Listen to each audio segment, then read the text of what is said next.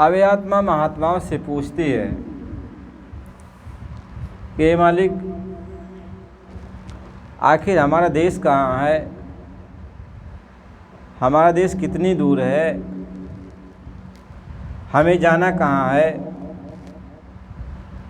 कहे अब सूरत पूछे स्वामी से, भेद कहो अपना तुम मोसे। देश हमारा कितनी दूर, खोजे सूरत न पावे मुँह। हे मालिक, अपना देश कितनी दूर है, यह तो पराया देश है।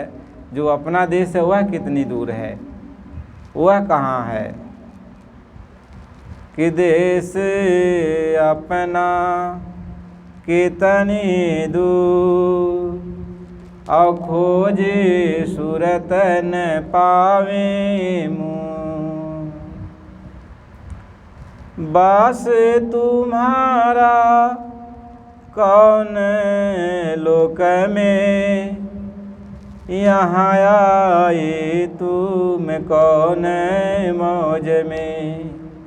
हे मालिक, आप कहाँ रहते हो, आपका देश कितनी दूर है, कौन सा मौज लेके यहाँ पे आप आए हो। क्योंकि जहाँ तक मेरी पहुँच है, मैं बहुत दूर तक गई आई, लेकिन मैंने कहीं आपको देखा नहीं, और जिस देश का आप वर्णन करते हैं उसको भी कहीं नहीं देखा। अब आप हमको बताइए, आप रहते कहाँ हो। ईश्वर के लोक में रहते हो, ब्रह्म के लोक में रहते हो, पारब्रह्म के लोक में रहते हो, महाकाल के लोक में रहते हो, कहाँ रहते हो। क्योंकि ये सब जगह तो मैंने ढूंढा, गया, देखा, तो कहीं आपका दर्शन नहीं मिला। तो आप कहाँ रहते हो। कि देश तुम्हारा कितनी दूर, और खोजे सूरत न पावे मुँह। बास तुम्हारा कौन लोक में, यहाँ आए तुम कौन मौज में। कहते हैं, यहाँ किस मौज में हो, आपका स्थान कहाँ पर है, किस लोक में आप रहते हो। कि तुम बासी राम लोक में, राम लोकया कृष्ण मुकाम में। आप राम के लोक में रहते हो कि कृष्ण के लोक में रहते हो।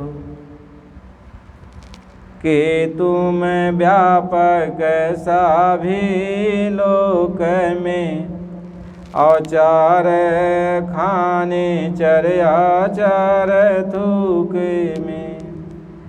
क्या सभी लोकों में रहते हो, लेकिन कहीं आपको देखा नहीं, कहाँ रहते हो आप। अब आए क्यों मोहि चितावन, और अपना रूप धरे मन भावन। यहाँ आप आए हो हमको चेताने, समझाने, बुझाने के लिए। अपना सुंदर रूप बनाए हो, हमें आपका रूप अच्छा लगता है, आकर्षण लगता है, हमारा मन आपको देखने में लगता है, आपसे हमारा मन हटता नहीं है। तो आप बताओ, आप कहाँ रहते हो। कि क्यों मोहि डाला काल लोक में, अति भर माया हरस सुख में।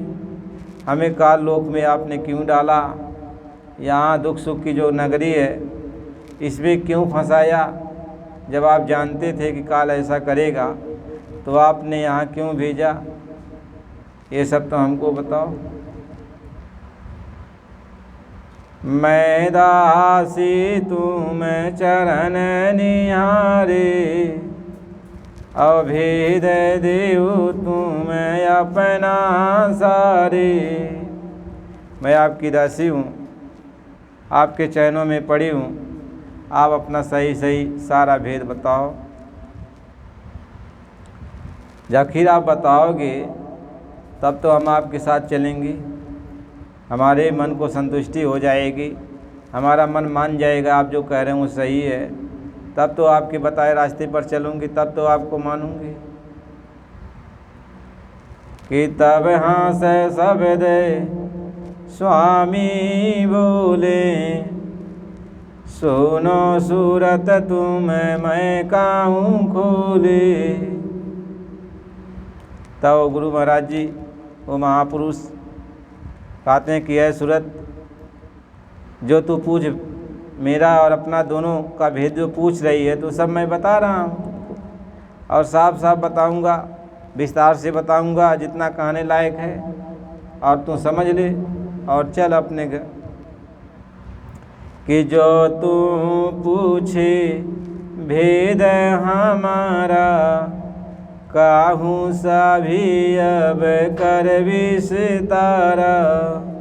क्या सब कुछ मैं विस्तार से बता रहा हूँ और तुम सुनो। कि मैं हूँ अगम अलख माया, राहूँ मौजय में आधर समाया। मैं अगम हूँ, मैं अलख हूँ, मैं अगम हूँ, मैं अमाया हूँ, मैं अनाम हूँ, मैं अधर में रहता हूँ। कि मेरा भेद ना कोई जाने, और मैं ही कहूँ तो कहने में आवे। कहते मेरा भेद तो कोई नहीं जानता, यदि मैं ही जितना बताऊँ उतना ही लोग जान सकते हैं और कोई जान नहीं सकता। इसलिए जो तू मेरा भेद पूछ रही है तो मैं बता रहा हूँ, उसको तू सुन। कि मौज उठी मेरी एक भारी, और तीन लोक रचना मैं धारी। एक बार मेरी मौज उठ गई तो मैंने रचना कर दिया 3 लोक की। कि प्रथम आगम लोक में रचा, दूसर आलख लोक रचलिया, तीसर 7 लोक बुनि रचा।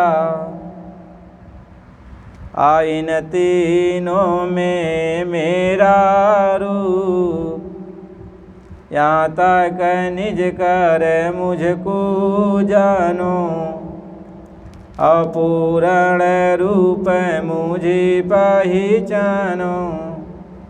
कहते हैं इन 3 देश की रचना मैंने कर दिया, अगम लोक, अलख लोक और सतलोक। और इन तीनों लोक की रचना करके इन तीनों में मैंने एक एक सूरत को, अपनी एक एक अंश सूरत को बैठा दिया। तो अगम लोक में मेरी जो सूरत बैठी है, मेरा जो रूप बैठा है, उसको अगम रूप कहते हैं, वह अगम पुरुष है। अलख लोक में जो मेरी सूरत बैठी है, मेरा रूप, वह जो है अलख पुरुष हुआ। और सतलोक में जो मेरी सूरत बैठी है, मेरा रूप, उसको सत्य पुरुष कहते हैं। कि इन तीनों में मेरा रूप, और यहाँ तक निज कर मुझको जानो। का इन तीनों में मेरा रूप है। मैं अब भी अमाया हूँ, अगम हूँ, अनाम हूँ, आगे भी हूँ, अब भी हूँ, हमेशा रहूँगा। यह यहाँ तक मैंने जो रचना किया है यह सत्य है।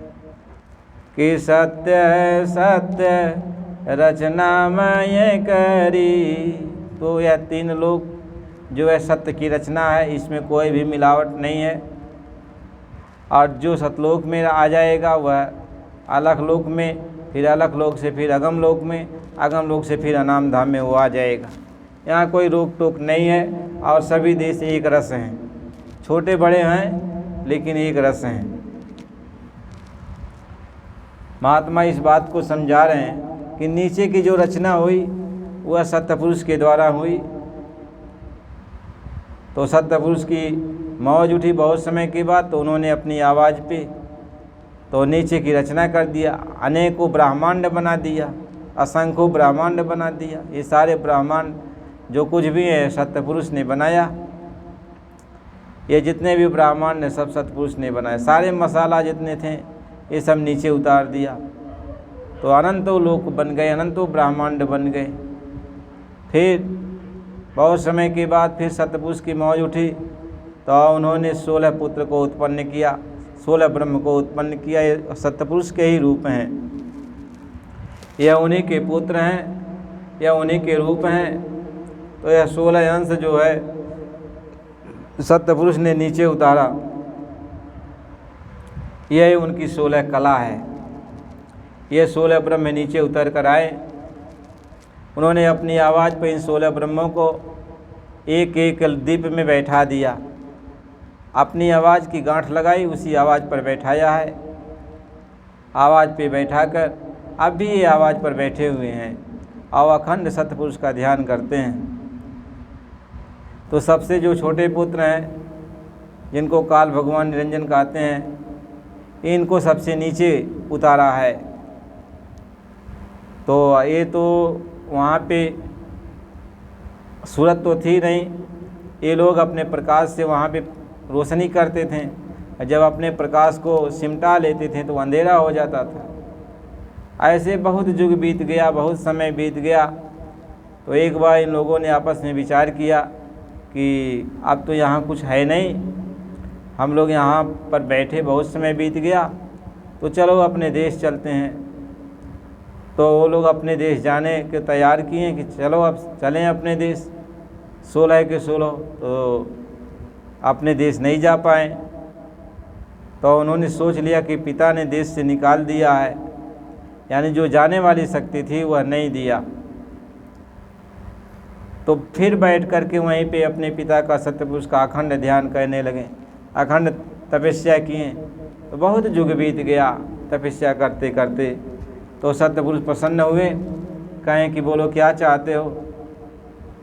316 ने कहा कि पिताजी आप हमको यहाँ देश से निकाल दिए और यहाँ का राजा बना दिए, तो अकेले अच्छा नहीं लगता, अकेले हम लोग यहाँ क्या करेंगे, किस पर राज्य करेंगे। तो कहें तो चाहते क्या हो। कहें यही चाहता हूँ कि हमको आत्माओं का भंडार दे दीजिए, और हम ये जो मसाला आपने दिया ही है, इन मसाले में उनको हम जो है बैठा करके और उन पर राज्य करेंगे। तो सत्यपुरुष ने कहा ठीक है।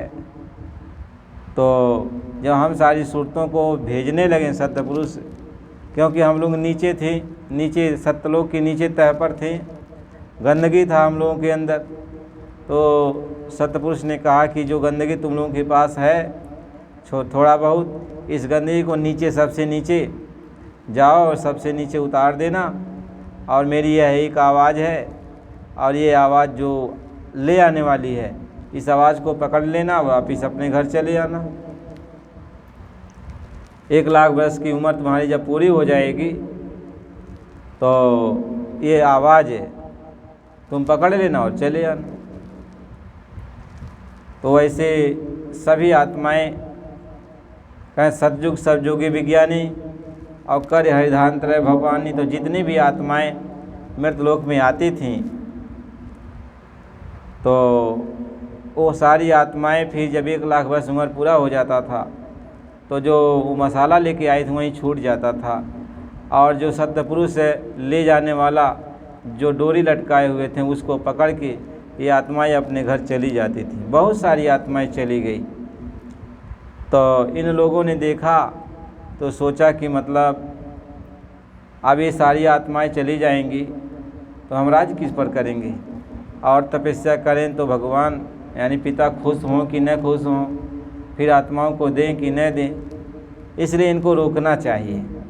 तो उन्होंने कर्मों का विधान बना करके हाँ तुम सबको फंसा लिया, और इतना तुमको तकलीफ़ दे रहे हैं, इसलिए मुझसे